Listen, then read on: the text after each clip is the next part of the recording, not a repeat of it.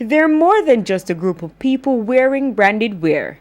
They're members of a youth charity group called Operation Help the People, and they're on a mission to bring a ray of hope to the less fortunate. The initiative, which is led by a young American with Jamaican roots, Caleb Jackson, started in 2014 after he visited the island and saw the struggles of the less fortunate in inner city communities. Since then, the group has acquired over 500 volunteers, in addition to a branch in Washington, D.C.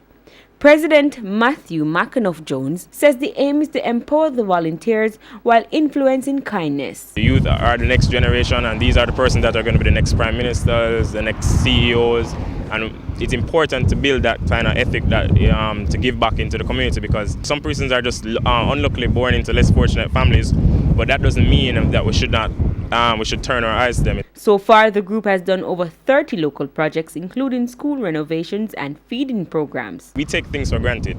Something as small as a simple pencil, well, these people appreciate it, and it is very important for us to make everyone feel special around us. There's so many distractions, but I think it's very important that you try to sacrifice the time you have. We had a Christmas treat in Trenchtown the other day, and a child came to me and asked, when are we coming back?